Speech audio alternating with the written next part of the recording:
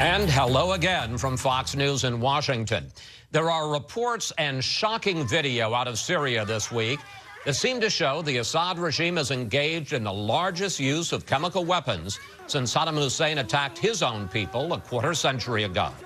Bob Corker of Tennessee is the top Republican on the Senate Foreign Relations Committee and recently returned from the Middle East.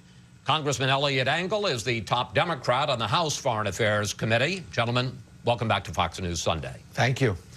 The president's national security team met this weekend to discuss military options, including the possibility of a cruise missile strike. We're told that U.S. Navy ships are moving closer to the coast of Syria.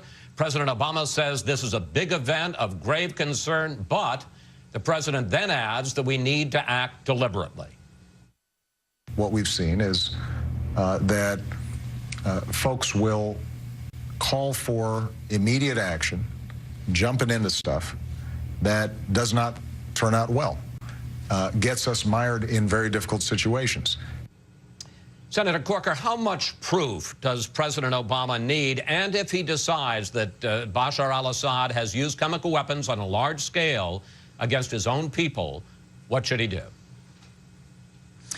Well, Chris, the amount of social media that's coming out of Syria indicates this is not something where opposition forces have contrived something. I think it's very evident that the regime has acted in this way. I do think it's always good to be cautious, but my sense is that this has happened. I think we will respond in a surgical way, and I hope the president, as soon as we get back to Washington, will ask for authorization from Congress to do something in a very surgical and proportional way, something that gets their attention, that causes them to understand that we are not going to put up with this kind of activity. At the same time, I hope it's a kind of action that doesn't move us away from the policy we have right now, where we want to see the Syrian opposition group taking the lead on the ground. So I hope we'll move our training up. I know we're doing it covertly now.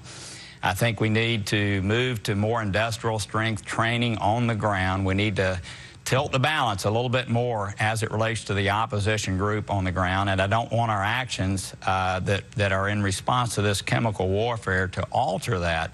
But I do think we have to respond. Let me ask you, I know we can use the... Senator, let me pick up on two parts of that. First of all, you say wait until Congress comes back. You really think that the world can afford to wait a couple of more weeks? And when you talk about a surgical action, what are you saying? Air strikes, either cruise missile strikes or jet fighter strikes, but offshore, long distance?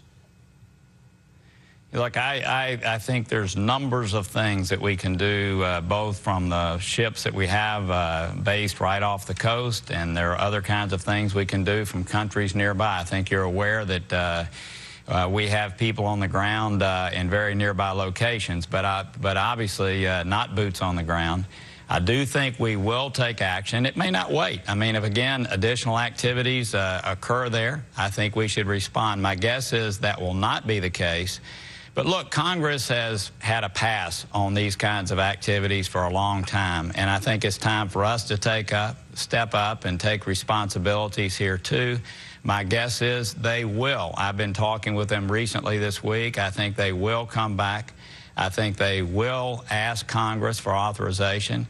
I hope Eliot and I will work together to make that happen. But I do think you're going to see actions taking place there. I do hope the United Nations force will be able to get in, or group will be able to get in and verify what's happening.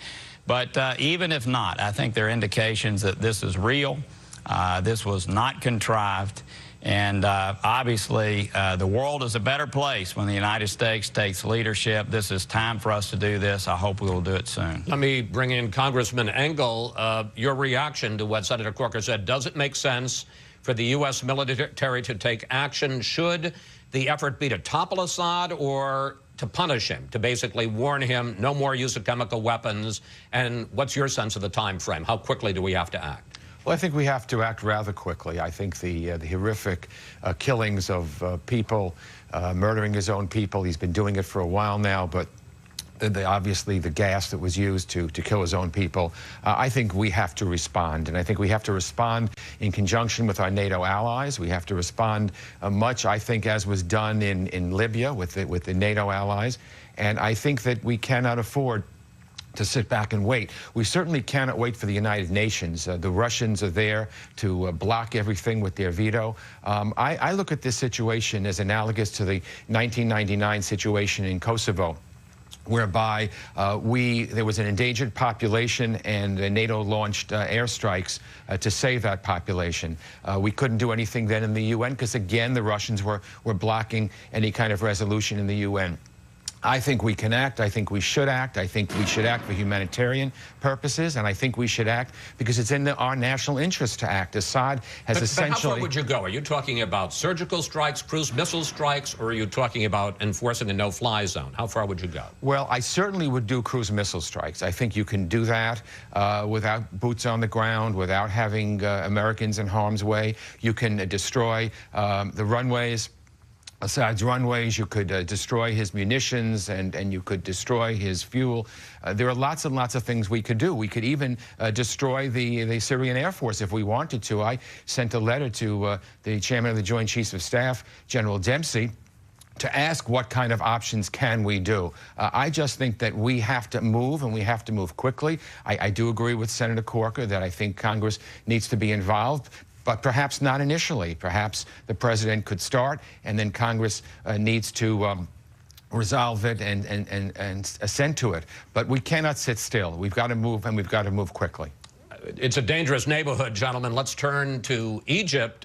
Former dictator Mubarak was released this week from prison, sent to a military hospital with surprisingly little public protest. At the same time, the elected president, Mohamed Morsi, remains in custody. And the White House continues to say that a coup is not a coup. Take a look. We've concluded that it is not in the best interest of the United States to reach a determination on a coup. That is a decision that will be set aside, and that we will evaluate our assistance to the Egyptians. Senator Corker, is it time to choose a side in this struggle, the military or the Muslim Brotherhood?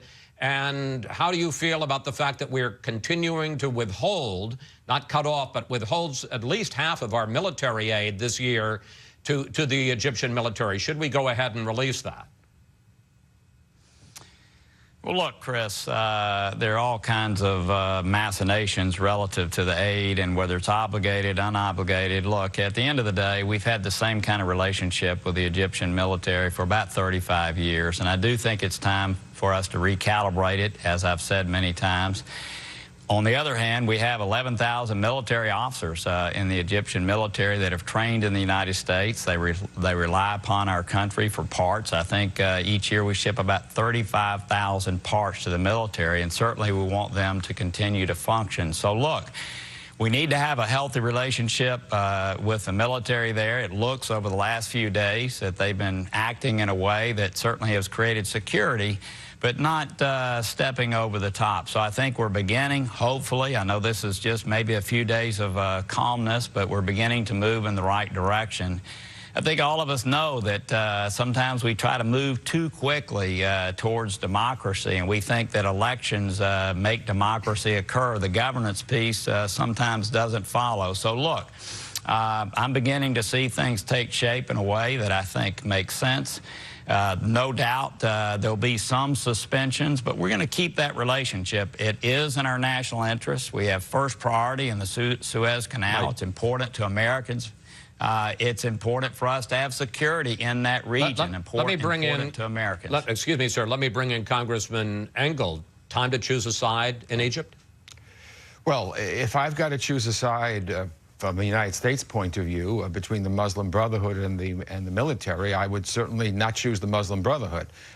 We need to nudge the military towards democracy. We need to push them towards a civilian rule, but we've had a 35-year relationship with them, and it's time to use that relationship with them. I think that we need to work with them. Morsi from the Muslim Brotherhood, in my opinion, was trying to destroy democracy in Egypt, and I think the United States needs to look at our interests. You know, they do give us overflights over Egypt. They do put our ships in priority in the Suez Canal. They do have a peace treaty with Israel. They've been our ally with military-to-military cooperation for 35 years. It's frustrating. I don't like when they kill people. I think that we have to stand and nudge them. But I think the military, the relationship we've had with the military, I think needs to continue, and I think we need to work with them.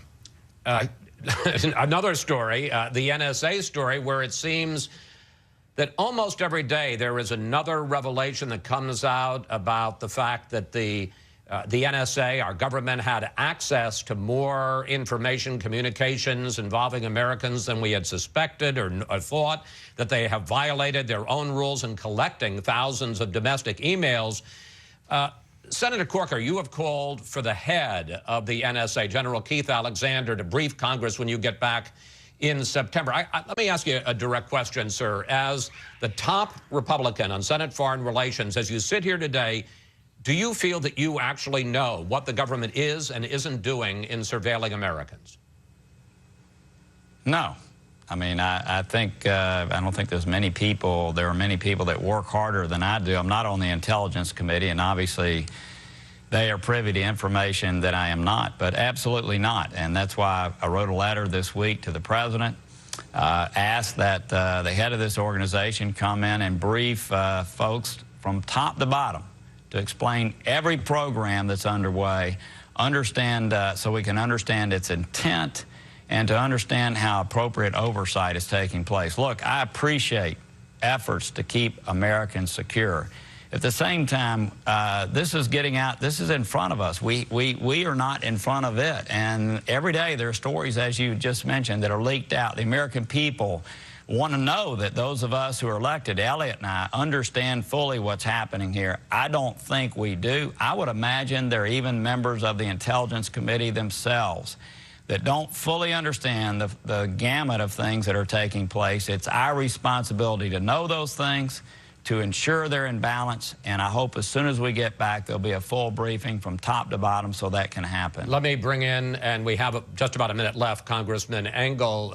Sometime back you voted against reauthorization of the Patriot Act. How far would you go in limiting government surveillance of Americans? Well, you know, we had an amendment to the appropriations bill cutting off the funding for the NSA surveillance. I voted against that amendment because I don't think you can just cut off a program. You need to replace it with something. But I am very troubled by the things that are coming out day after day, showing that we have not really been told the truth. And I do think that Congress needs to revisit this whole issue and come up with a plan. What I've seen so far is really unsatisfactory. We were told one thing, Congress was told one thing, and as Senator Corker said, we don't feel that we're being told everything, and that's not really the way things should work. So I'm troubled by it. I think we need to look at it, and I think we need to revamp the program. Congressman Engel, Senator Corker, we want to thank you both so much for coming in today. We'll stay on top of all these stories, gentlemen. Thank you.